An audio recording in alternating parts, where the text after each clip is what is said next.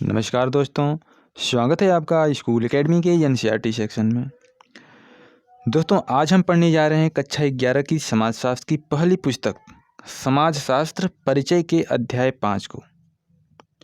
दोस्तों, इस अध्याय का नाम है समाजशास्त्र अनुसंधान पद्धतियाँ।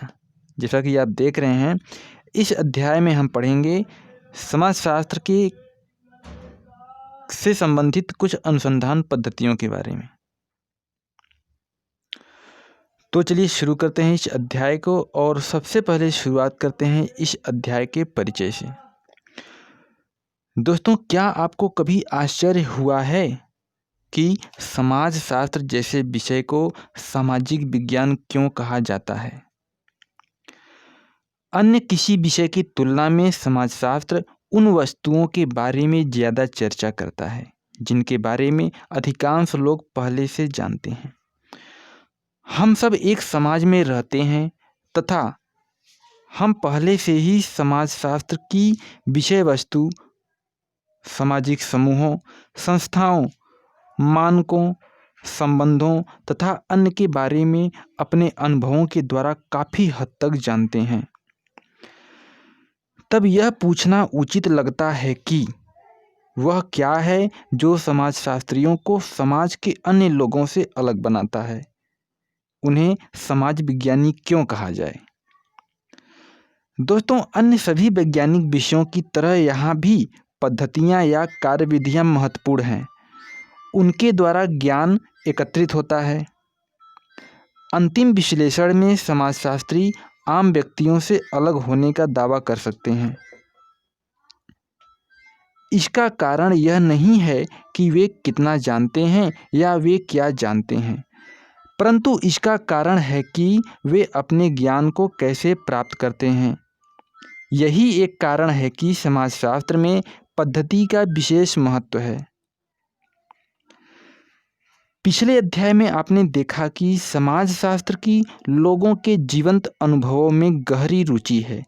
उदाहरण के लिए, मित्रता या धर्म या बाजारों में मोलभाव करने जैसी सामाजिक प्रघटनाओं का अध्ययन करते समय समाजशास्त्री सिर्फ दर्शकों का प्रेक्षण ही नहीं करना चाहते, अपितु इसमें शामिल लोगों की भावनाएं तथा विचार भी जानना चाहते हैं। समाजशास्त्री उन लोगों के मत को अपनाना चाहते हैं जिनका वे अध्ययन करते हैं तथा विश्व को उनकी आँखों से देखना चाहते हैं। विभिन्न संस्कृतियों में लोगों के लिए मैत्री का अर्थ क्या है? जब कोई व्यक्ति कोई विशेष अनुष्ठान करता है तो वह धार्मिक व्यक्ति क्या सोचता है कि वह क्या कर रहा है? एक दुकानदार तथा ग्राहक बेहतर मूल्य पाने के लिए शब्दों तथा भाव भंगिमाओं को परस्पर कैसे समझते हैं? ऐसे प्रश्नों का उत्तर इसमें शामिल व्यक्तियों के जीवंत अनुभवों का एक भाग है तथा इसमें समाजशास्त्र की गहन रुचि है। अध्ययन में जो लोग शामिल हैं और जो लोग शामिल नहीं हैं, दोनों के मतों को समझने की आवश्यकता समाजशास्त्र में पद्धति के विशेष महत्व का एक अन्य कारण है। चलिए टॉपिक 2 पे चलते हैं और जानते हैं कुछ पद्धति शास्त्रीय मुद्दे। हालांकि पद्धति शब्द के स्थान पर इसे प्रायः साधारण रूप से प्रयोग किया जाता है, वास्तव में पद्धति शास्त्र शब्द का आशय अध्ययन की पद्धति से है। पद्धति शास्त्रीय मुद्दों या प्रश्नों का संबंध वैज्ञानिक ज्ञान इकट्ठा करने की सामान्य समस्या के बारे में है जो किसी विशेष पद्धति, तकनीक या कार्यविधि से परे है। हम उन तरीकों के बारे में जानने का प्रयास करेंगे जिनसे समाजशास्त्री वह ज्ञान प्राप्त करने का प्रयास करता है जो वैज्ञानिक होने का दावा कर सकता हो। चलिए अगले टॉपिक पे चलते हैं और जानते हैं समाजशास्त्र में वस्तुनिष्ठता तथा व्यक्तिपरकता। दोस्तों, दैनिक जीवन की भाषा में वस्तुनिष्ठ का आशय पूर्वाग्रह रहित, तटस्थ या केवल तथ्यों पर आधारित होता है। दैनिक जीवन की भाषा में वस्तुनिष्ठ का आशय पूर्वाग्रह रहित, तटस्थ या केवल तथ्यों पर आधारित होता है। किसी भी वस्तु के बारे में वस्तुनिष्ठ होने के लिए हमें वस्तु के बारे में अपनी भावनाओं या मनोवृत्तियों को अवश्य अनदेखा करना चाहिए। दूसरी तरफ व्यक्तिपरक से तात्पर्य है कुछ ऐसा जो व्यक्तिगत मूल्यों तथा मान्यताओं पर आधारित हो। जैसा कि आपने पहले भी सीखा होगा कि सभी विज्ञानों से वस्तुनिष्ठ होने व केवल तथ्यों पर आधारित पूर्वाग्रह रहित ज्ञान उपलब्ध कराने की आशा की जाती है, परंतु प्राकृतिक विज्ञानों की तुलना में सामाजिक विज्ञानों में ऐसा करना बहुत कठिन है। उदाहरण के लिए, जब एक भूवैज्ञानिक चट्टानों का अध्ययन करता है या एक वनस्पति शास्त्री पौधों का अध्ययन करता है, तो वे सावधान रहते हैं कि उनके व्यक्तिगत पूर्वाग्रह या मान्यताएं उनके काम को प्रभावित न कर पाएं। उन्हें तथ्यों को वैसे ही प्रस्तुत करना चाहिए जैसे वे हैं। उदाहरण के लिए, उन्हें अपने अनुसंधान कार्य के परिणामों पर किसी विशेष वैज्ञानिक सिद्धांत या सिद्धांतवादी के प्रति अपनी पसंद का प्रभाव नहीं पड़ने देना चाहिए। तथापि भूवैज्ञानिक तथा वनस्पति शास्त्री स्वयं उस संसार का हिस्सा नहीं होते जिनका वे अध्ययन करते हैं, जैसे चट्टानों या पौधों की प्राकृतिक दुनिया। इसके विपरीत समाज विज्ञानी उस संसार का अध्ययन करते हैं जिसमें वे स्वयं रहते हैं, जो मानव संबंधों की सामाजिक दुनिया है। इससे समाजशास्त्र जैसे सामाजिक विज्ञान में वस्तुनिष्ठता की विशेष समस्या उत्पन्न होती है। सबसे पहले पूर्वाग्रह की स्पष्ट समस्या है, क्योंकि समाजशास्त्री भी समाज के सदस्य हैं। उनकी भी लोगों की तरह सामान्य पसंद तथा नापसंद होती है। पारिवारिक संबंधों का अध्ययन करने वाला समाजशास्त्री भी स्वयं एक परिवार का सदस्य होगा तथा उसके अनुभवों का उस पर प्रभाव हो सकता है। यहाँ तक कि समाजशास्त्री को अपने अध्ययनशील समूह के साथ कोई प्रत्यक्ष व्यक्तिगत अनुभव न होने पर भी उसके अपने सामाजिक संदर्भों के मूल्यों तथा पूर्वाग्रहों से प्रभावित होने की संभावना रहती है। उदाहरणार्थ, अपने से अलग किसी जाति या धार्मिक समुदाय का अध्ययन करते समय समाजशास्त्री उस समुदाय की कुछ मनोवृत्तियों से प्रभावित हो सकता है, जो कि उसके अपने अतीत या वर्तमान के सामाजिक वातावरण में प्रचलित है। समाजशास्त्री इन खतरों से कैसे बचते हैं? दोस्तों, इसकी पहली पद्धति अनुसंधान के विषय के बारे में अपनी भावनाओं तथा विचारों को लगातार कठोरता से जांचना है। अधिकांशतः समाजशास्त्री अपने कार्य के लिए किसी बाहरी व्यक्ति के दृष्टिकोण को ग्रहण करने का प्रयास करते हैं। वे अपने आप को तथा अपने अनुसंधान कार्य को दूसरे की आंखों से देखने का प्रयास करते हैं। इस तकनीक को स्ववाचक या कभी-कभी आत्मवाचक कहते हैं। समाजशास्त्री लगातार अपनी मनोवृत्तियों तथा मतों की स्वयं जांच करते हैं। वह अन्य व्यक्तियों के मतों को सावधानीपूर्वक अपनाते रहते हैं, विशेष रूप से उनके मतों को जो उनके अनुसंधान का विषय होते हैं। दोस्तों, आत्मवाचक का एक व्यवहारिक पहलू है किसी व्यक्ति द्वारा किए जा रहे कार्य का सावधानीपूर्वक दस्तावेजीकरण करना। अनुसंधान पद्धतियों की श्रेष्ठता के दावे का एक हिस्सा सभी कार्यविधियों के दस्तावेजीकरण तथा साक्ष्य के सभी स्रोतों के औपचारिक संदर्भ में निहित है। यह सुनिश्चित करता है कि हमारे द्वारा किसी निश्चित निष्कर्ष पर पहुंचने हेतु किए गए उपायों को अन्य अपना सकते हैं तथा वे स्वयं देख सकते हैं हम सही हैं या नहीं। इससे हमें अपनी सोच या तर्क की दिशा को परखने या पुनः परखने में भी सहायता मिलती है। तथापि समाजशास्त्री स्ववाचक होने का कितना भी प्रयास करें, अवचेतन पूर्वाग्रह की संभावना सदा रहती है। इस संभावना से निपटने के लिए समाजशास्त्री अपनी सामाजिक पृष्ठभूमि के उन लक्षणों को स्पष्ट रूप में उल्लिखित करते हैं जो कि अनुसंधान के विषय पर संभावित पूर्वाग्रह के स्रोत के रूप में प्रासंगिक हो सकते हैं। यह पाठकों को पूर्वाग्रह की संभावना से सचेत करता है तथा अनुसंधान अध्ययन को पढ़ते समय यह उन्हें मानसिक रूप से इसकी क्षतिपूर्ति करने के लिए तैयार करता है। दोस्तों, अध्याय 1 के उस अनुभाग जो कि पृष्ठ संख्या 8-9 पर दिया गया है को आगे आप पुनः पढ़ सकते हैं, जिसमें सामान्य बौद्धिक ज्ञान तथा समाजशास्त्र में अंतर के बारे में चर्चा की गई है। दोस्तों, समाजशास्त्र में वस्तुनिष्ठता के साथ एक अन्य समस्या यह तथ्य है कि सामान्यतः सामाजिक विश्व में सत्य के अनेक रूप होते हैं। वस्तुएं विभिन्न लाभ के बिंदुओं से अलग अलग दिखाई देती हैं तथा इसी कारण से सामाजिक विश्व में सच्चाई के अनेक प्रतिस्पर्धी रूप या व्याख्याएं शामिल हैं। उदाहरणार्थ, सही कीमत के बारे में एक दुकानदार तथा एक ग्राहक के अत्यंत अलग अलग विचार हो सकते हैं। एक युवा व्यक्ति तथा एक बुजुर्ग व्यक्ति के लिए अच्छे भोजन या इसी तरह से अन्य विषयों के बारे में अलग अलग विचार हो सकते हैं।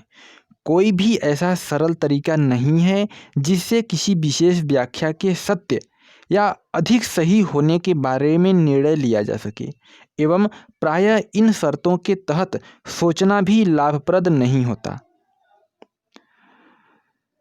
वास्तव में समाजशास्त्र इस तरीके से जांचने का प्रयास भी नहीं करता, क्योंकि इसकी वास्तविक रुचि इसमें होती है कि लोग क्या सोचते हैं तथा वे जो सोचते हैं वैसा क्यों सोचते हैं। दोस्तों, क्रियाकलाप 1 देख लेते हैं, फिर हम अध्याय में आगे बढ़ेंगे। क्या आप दूसरों को जैसे देखते हैं उसी तरह अपने आप को भी देख सकते हैं? आप अपने बारे में अपने श्रेष्ठ मित्र, अपने विरोधी, अपने शिक्षक के दृष्टिकोण से एक संक्षिप्त विवरण लिखिए।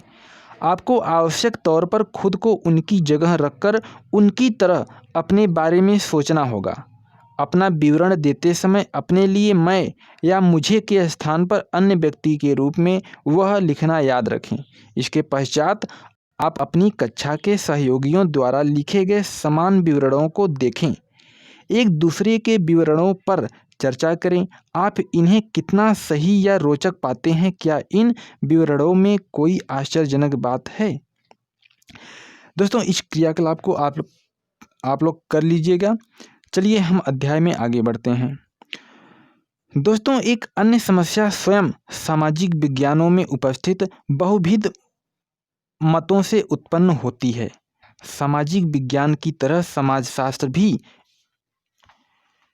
एक बहुनिर्देशात्मक विज्ञान है। इसका अर्थ है कि इस विषय में प्रतिस्पर्धी तथा परस्पर विरोधी विचारों वाले क्षेत्र विद्यमान हैं।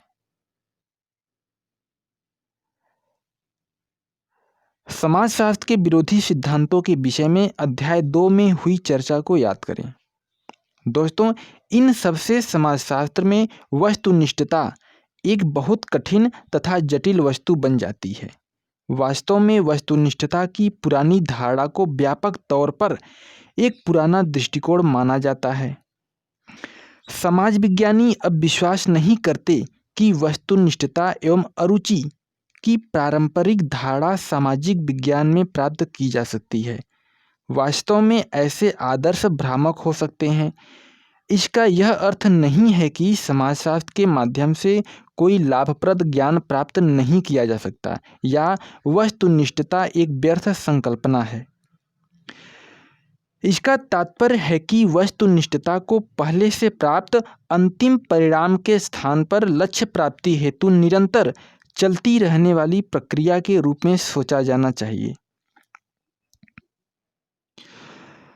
चलिए अब जानते हैं बहुविधि पद्धतियाँ तथा इन पद्धतियों का चयन कैसे किया जाता है इसके बारे में।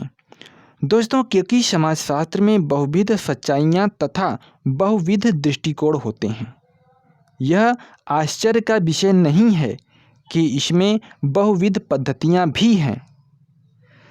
समाजशास्त्री सच्चाई की ओर कोई भी एक रास्ता नहीं जाता। हालांकि विभिन्न प्रकार के अनुसंधान संबंधी प्रश्नों को हल करने के लिए अनेक विधियां हैं जो अधिकतम या न्यूनतम उपयोगी हैं। तथापि प्रत्येक पद्धति का अपना महत्व तथा कमजोरी होती है। अतः पद्धतियों की श्रेष्ठता या निम्नता के बारे में तर्क करना निरर्थक है। यह जानना ज़्यादा महत्वपूर्ण है कि पूछे जा रहे प्रश्न का उत्तर देने के लिए चयन की गई पद्धति क्या उपयुक्त है। उदाहरणार्थ, यदि कोई यह जानना चाहे कि क्या अधिकांश भारतीय परिवार अभी तक संयुक्त परिवार हैं, तो इसके लिए जनगणना या श्रेष्ठ पद्धतियां होगी। तथापि यदि कोई व्यक्ति संयुक्त और मूल परिवारों में स्त्रियों की स्थिति की तुलना करना चाहे तो साक्षात्कार, वैयक्तिक अध्ययन या सहभागी प्रेक्षण उपयुक्त पद्धतियां हो सकती हैं। दोस्तों, समाजशास्त्रियों द्वारा सामान्यतः प्रयोग की जाने वाली विभिन्न पद्धतियों का वर्गीकरण या श्रेणीकरण करने के बहुत से तरीके हैं। उदाहरण के लिए मात्रात्मक या गुणात्मक पद्धतियों में अंतर करना परंपरागत है। पहली पद्धति में गणना की जाती है या घटकों को नापा जाता है, जबकि दूसरी पद्धति अत्यधिक अमूर्त तथा मुश्किल से नापी जाने वाली प्रघटनाओं जैसे कि मनोवृत्तियों, भावनाओं एवं इसी तरह अन्य का अध्ययन करती है।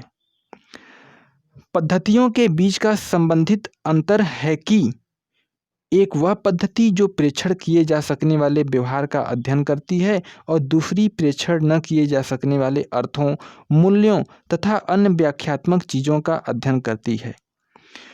पद्धतियों के वर्गीकरण का अन्य तरीका इनके बीच आंकड़ों के प्रकार के आधार पर अंतर करने का है। एक द्वितीयक या पहले से उपलब्ध आंकड़ों जैसे दस्तावेजों के रूप में या अन्य रिकॉर्डों तथा कलाकृतियों के रूप में पर निर्भर है। दूसरी वह जो नए या प्राथमिक आंकड़े बनाती हैं। एतएव ऐतिहासिक पद्धतियां परंपरागत रूप में भूलेखागारों में पाई जाने वाली द्वितीयक सामग्री पर निर्भर है, जबकि साक्षात्कार से प्रारंभिक आंकड़ों की जानकारी प्राप्त होती है। इसी तरह अन्य पद्धतियां भी हैं। वर्गीकरण का एक अन्य तरीका व्यष्टि तथा समष्टि अलग करने का है। इनमें से पहली पद्धति में सामान्यतः एक अकेला अनुसंधानकर्ता होता है जो छोटे तथा घनिष्ठ परिवेश में कार्य करता है। अतः साक्षात्कार तथा सहभागी प्रेक्षण को व्यष्टि पद्धतियां माना जाता है और समष्टि पद्धतियां वे हैं जो बड़े पैमाने वाले अनुसंधानों, जिसमें अधिक संख्या में अन्वेषक तथा उत्तरदाता शामिल होते हैं, का समाधान कर सकती है। समष्टि पद्धति का सबसे आम उदाहरण सर्वेक्षण अनुसंधान है। यद्यपि कुछ ऐतिहासिक पद्धतियां भी समष्टि प्रघटनाओं का अध्ययन कर सकती हैं। दोस्तों, वर्गीकरण का ढंग चाहे जो हो, यह याद रखना आवश्यक है कि यह एक परंपरा का विषय है। विभिन्न प्रकार की पद्धतियों के बीच विभाजक रेखा को ज़्यादा तीक्ष्ण होने की आवश्यकता नहीं है। प्रायः एक पद्धति को दूसरी पद्धति में बदलना या किसी एक को दूसरी के साथ अनुपूरक की तरह इस्तेमाल करना संभव है। सामान्यतः पद्धति का चयन अनुसंधान के प्रश्नों की प्रकृति, अनुसंधानकर्ता की प्राथमिकताओं तथा समय और या संसाधनों के प्रतिबंधों के आधार पर किया जाता है। सामाजिक विज्ञान में वर्तमान प्रवृत्ति विभिन्न अनुकूल बिंदुओं से समान अनुसंधान समस्या पर बहुविध पद्धतियों का प्रयोग करना है। इसी को कभी कभी त्रिभुजन कहा जाता है, अर्थात किसी वस्तु को विभिन्न दिशाओं से दोहराना या उसको ठीक तरह से परिभाषित करना। इस तरीके से एक दूसरे की सहायता के लिए विभिन्न पद्धतियां प्रयोग की जा सकती हैं ताकि सिर्फ एक पद्धति के प्रयोग से प्राप्त परिणामों की तुलना में और अधिक अच्छे परिणाम प्राप्त किए जा सकें। चूँकि समाजशास्त्र की सुस्पष्ट पद्धतियां वही होती हैं जिनसे प्रारंभिक आंकड़े प्राप्त करने में सहायता मिलती है। अतः यहाँ इन्हीं की चर्चा की गई है। यहाँ तक कि क्षेत्रीय कार्य की श्रेणी पर आधारित पद्धतियों में भी हम आपको सबसे प्रसिद्ध पद्धति सर्वेक्षण, साक्षात्कार तथा सहभागी प्रेक्षण से परिचित कराएंगे। चलिए दोस्तों, अब सहभागी प्रेक्षण मतलब कि अवलोकन के बारे में देखते हैं। दोस्तों, समाजशास्त्र में विशेष रूप से सामाजिक मानव विज्ञान में लोकप्रिय सहभागी प्रेक्षण का आशय एक विशेष पद्धति से है, जिसके द्वारा समाजशास्त्री उस समाज, संस्कृति तथा उन लोगों के बारे में सीखता है जिनका वह अध्ययन कर रहा होता है। अध्याय 1 में समाजशास्त्र तथा सामाजिक मानव विज्ञान पर की गई चर्चा का स्मरण करें। यह पद्धति अन्य पद्धतियों से कई प्रकार से अलग है। सर्वेक्षणों या साक्षात्कारों जैसी प्रारंभिक आंकड़े एकत्र करने वाली अन्य पद्धतियों के विपरीत क्षेत्रीय कार्य में अनुसंधान के विषय के साथ लंबी अवधि की अंतःक्रिया शामिल होती है। सामान्यतः समाजशास्त्री या सामाजिक मानव विज्ञानी कई महीने, लगभग 1 वर्ष या कभी-कभी इससे ज़्यादा भी उन लोगों के बीच उनकी तरह बनकर व्यतीत करते हैं जिनका उन्हें अध्ययन करना होता है। बाहरी अर्थात वहाँ का निवासी न होने के कारण मानव विज्ञानी को अपने आप को मूल निवासियों की संस्कृति में उनकी भाषा सीखकर तथा उनके प्रतिदिन के जीवन में निकट से सहभागी बनकर उनमें ही मिलना पड़ता है, ताकि समस्त स्पष्ट तथा अस्पष्ट ज्ञान तथा कौशल को प्राप्त किया जा सके, जो कि अंदर के निवासियों के पास होता है।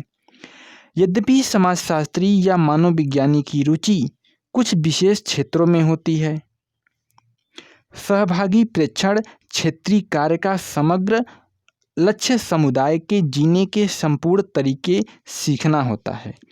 वास्तव में यह एक बच्चे के उदाहरण जैसा है, जिसमें समाजशास्त्री तथा मानव विज्ञानी से आशा की जाती है कि वह अपने अपनाए गए समुदायों के बारे में प्रत्येक वस्तु ठीक उसी प्रकार संपूर्ण तरीके से सीखे जैसे कि एक छोटा बच्चा संसार के बारे में सीखता है।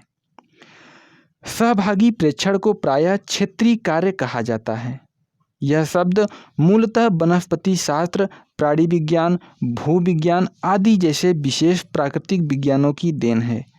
इन विषयों में वैज्ञानिक केवल प्रयोगशाला में ही कार्य नहीं करते, बल्कि उन्हें अपने विषयों जैसे चट्टानों, कीटों या पौधों के बारे में जानने के लिए क्षेत्र में भी जाना पड़ता है।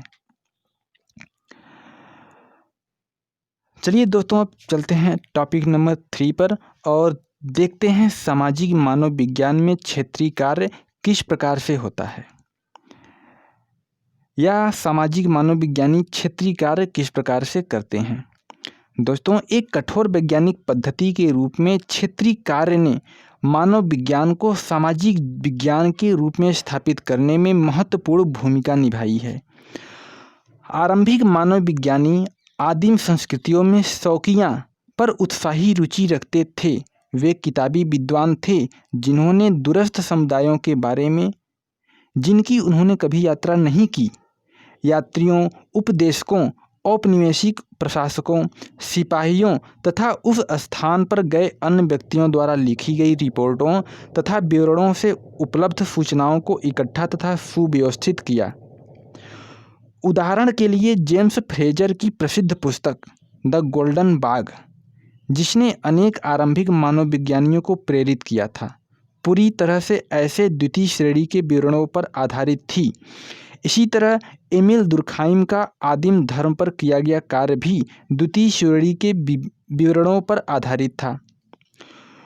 19वीं सदी के अंत में तथा 20वीं सदी के पहले दशक में बहुत से आरंभिक मानव विज्ञानियों ने, जिनमें कुछ व्यक्ति पेशे से प्रकृति वैज्ञानिक थे, जनजाति भाषाओं, प्रथाओं, अनुष्ठानों तथा आस्थाओं का व्यवस्थित ढंग से सर्वेक्षण आरंभ किया। दूसरी श्रेणी के विवरणों पर निर्भरता को अविश्वसनीय माना जाने लगा तथा स्वयं किए गए कार्यों से प्राप्त श्रेष्ठ परिणामों ने इस बढ़ते हुए पूर्वाग्रह को स्थापित होने में सहायता की। अगले पृष्ठ पर दिए गए वाक्य को देखें। चलिए दोस्तों, पहले वाक्य देख लेते हैं, उसके बाद फिर हम अध्याय पे वापस आएंगे। ब्रोनिस्लाव मेलिनोव्स्की तथा क्षेत्रीय कार्य की खोज। हालांकि वह पहले व्यक्ति नहीं थे, मतलब कि ब्रोनिस्लाव मेलिनोव्स्की की बात हो रही है कि वह पहले व्यक्ति नहीं थे जिन्होंने इस पद्धति का प्रयोग किया था। अन्य विद्वानों द्वारा विश्व भर में इसे विभिन्न रूपों में जांचा जा चुका था। ब्रोनिस्लाव मेलिनोव्स्की पोलैंड के एक मानव विज्ञानी थे जो ब्रिटेन में बसे हुए थे। ऐसा व्यापक तौर पर माना जाता है कि उन्होंने क्षेत्रीय कार्य को सामाजिक मानव विज्ञान की एक विशेष पद्धति के रूप में स्थापित किया। सन 1914 में यूरोप में प्रथम विश्व युद्ध के शुरू होने के समय वह ऑस्ट्रेलिया की यात्रा पर थे, जो कि उस समय ब्रिटिश साम्राज्य का एक भाग था। क्योंकि युद्ध में पोलैंड जर्मनी के साथ था, इसे ब्रिटेन द्वारा शत्रु घोषित किया गया था तथा पोलैंड का नागरिक होने के कारण मेलिनोव्स्की तकनीकी रूप से शत्रु देश का निवासी बन गए। वास्तव में वह लंदन स्कूल ऑफ इकोनॉमिक्स में एक सम्मानित प्रोफेसर थे तथा ब्रिटिश तथा ऑस्ट्रेलिया के सत्ताधारियों के साथ उसके बहुत अच्छे संबंध थे, परंतु तकनीकी रूप से शत्रु देश का निवासी होने के कारण कानून के अनुसार उनका एक विशेष जगह में ही सीमित या नज़रबंद रहना जरूरी था। मेलिनोव्स्की अपने मानववैज्ञानिक अनुसंधान के लिए ऑस्ट्रेलिया की अनेक जगहों तथा दक्षिण प्रशांत महासागर के द्वीपों की यात्रा करना चाहते थे। उन्होंने सत्ताधारियों से अनुरोध किया कि उनकी नज़रबंदी दक्षिण प्रशांत के ट्रोम्बियांड द्वीपों में करने की अनुमति दी जाए, जो कि ब्रिटिश ऑस्ट्रेलिया के कब्जे में थे। इस पर ऑस्ट्रेलिया सरकार ने सहमति प्रदान कर दी तथा उनकी यात्रा के लिए वित्त पोषण भी दिया तथा मेलिनोव्स्की ने ट्रोम्बियार्ड द्वीपों में 1.5 वर्ष व्यतीत किया। वह वहाँ के मूल गांवों में एक तंबू में रहे, स्थानीय भाषा सीखी तथा उनकी संस्कृति के बारे में सीखने के लिए वहाँ के मूल निवासियों के साथ गहन अंतःक्रिया की। उन्होंने अपने प्रेक्षणों का सावधानीपूर्वक विस्तृत रिकॉर्ड रखा तथा दैनिक डायरी भी बनाई। बाद में उन्होंने क्षेत्रीय टिप्पणियों तथा डायरियों के आधार पर ट्रोम्बियांड संस्कृति पर किताबें लिखीं। ये किताबें शीघ्र लोकप्रिय हो गईं तथा आज भी इन्हें क्लासिक्स माना जाता है। उनके ट्रोम्बियांड अनुभव से पहले भी मेलिनोव्स्की ने विश्वास व्यक्त किया था कि मानव विज्ञान का भविष्य मानव विज्ञान तथा मूल संस्कृति के बीच बिना किसी मध्यस्थ के सीधी अंतःक्रिया पर आधारित है। वह मानते थे कि यह विषय तब तक प्रतिभा संपन्न शौक की स्थिति से आगे नहीं बढ़ेगा जब तक कि इसके अभ्यासकर्ता भाषा को गहनता से सीखकर स्वयं व्यवस्थित ढंग से प्रेक्षण करने का कार्य नहीं करेंगे। यह प्रेक्षण अनुसंधान के विषय क्षेत्र में ही करना होगा, अर्थात यह प्रेक्षण करने के लिए मानव विज्ञानी को इस उद्देश्य हेतु कस्बे या बाहर बुलाए गए मूल निवासियों के साक्षात्कार के स्थान पर स्थानीय लोगों के बीच रहना होगा तथा वहाँ के जीवन को देखना होगा जिस प्रकार वह घटित होता है। दुभाषीय के प्रयोग से भी बचना होगा। यह तभी संभव है कि जब मानव विज्ञानी मूल निवासियों से स्वयं सीधे बातचीत करें, तभी उनकी संस्कृति के बारे में सही तथा प्रामाणिक सूचना प्राप्त हो सकती है। लंदन स्कूल ऑफ इकोनॉमिक्स में उनकी प्रभावी स्थिति तथा ट्रोम्बियांड में उनके कार्य की ख्याति से मेलिनोव्स्की को मानव विज्ञान के विद्यार्थियों को दिए जाने वाले प्रशिक्षण में क्षेत्रीय कार्य को संस्थापक रूप में इसका एक अनिवार्य हिस्सा बनाने के अभियान में सहायता प्राप्त हुई। इसने विषय को एक कठोर विज्ञान जो विद्वतापूर्ण इज्जत का हकदार है की तरह स्वीकृति मिलने में सहायता की।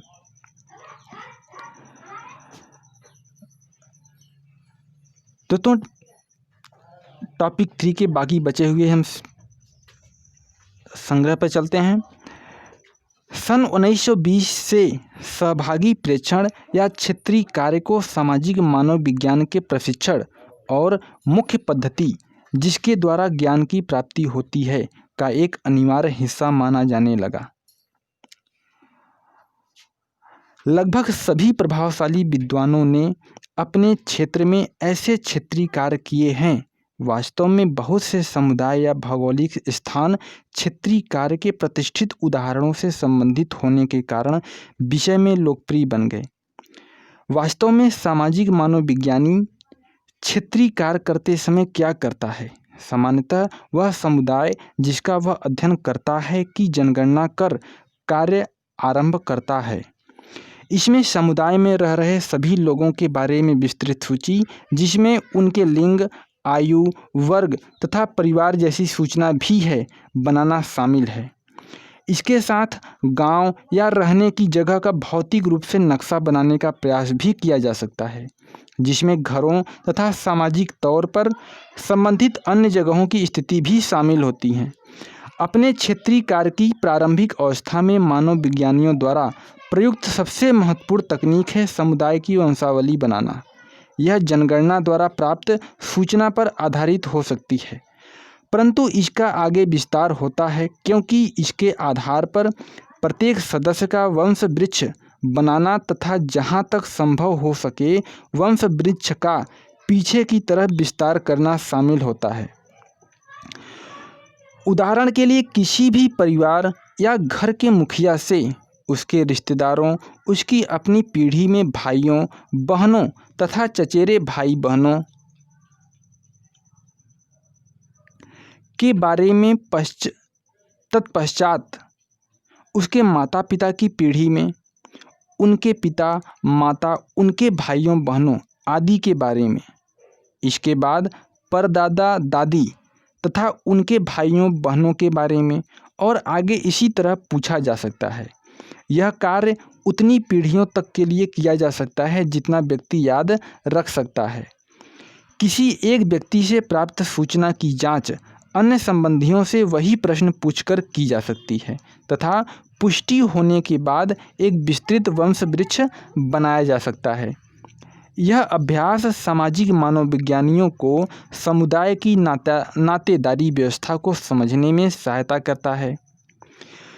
साथ ही किसी व्यक्ति के जीवन में विभिन्न संबंधी किस प्रकार की भूमिका निभाते हैं तथा इन संबंधों को कैसे बनाए रखा जाता था, इसका पता चलता है। एक वंशावली मानवविज्ञानी को समुदाय की संरचना के बारे में जानने में सहायता करती है तथा व्यवहारिक दृष्टि से उन्हें लोगों से मिलने तथा समुदाय की जीवन शैली में घुलने मिलने में सहायक होती है। इस आधार पर चलकर मानवविज्ञानी लगातार समुदाय की भाषा सीखता है। वह समुदाय के जीवन का प्रेक्षण करता है तथा एक विस्तृत नोट तैयार करता है, जिसमें सामुदायिक जीवन के महत्वपूर्ण पक्षों का उल्लेख होता है। मानवविज्ञानियों की रुचि विशेष रूप से त्योहारों, धार्मिक या अन्य सामूहिक घटनाओं, आजीविका के साधनों, पारिवारिक संबंधों, बच्चों के पालन पोषण के साधनों जैसे प्रसंगों में होती है। इन संस्थाओं और व्यवहारों के बारे में जानने के लिए मानवविज्ञानी को उन वस्तुओं के बारे में अंतहीन प्रश्न पूछने पड़ते हैं जिन्हें समुदाय के सदस्य कोई महत्व नहीं देते। इस भावना के तहत मानवविज्ञानी को एक बच्चे की तरह होना चाहिए तथा हमेशा क्यों, क्या एवं अन्य प्रश्न पूछते रहना चाहिए। इसके लिए मानवविज्ञानी अधिकांश सूचना हेतु एक या दो व्यक्तियों पर निर्भर होता है। ऐसे व्यक्तियों को सूचनादाता या मुख्य सूचनादाता कहा जाता है। इनके लिए प्रारंभिक दिनों में मूल सूचनादाता शब्द का भी प्रयोग किया जाता था। सूचनादाता मानवविज्ञानी के लिए अध्यापक का काम करते हैं तथा मानवविज्ञानी अनुसंधान की संपूर्ण प्रक्रिया में अत्यंत महत्वपूर्ण कार्यकर्ता होते हैं।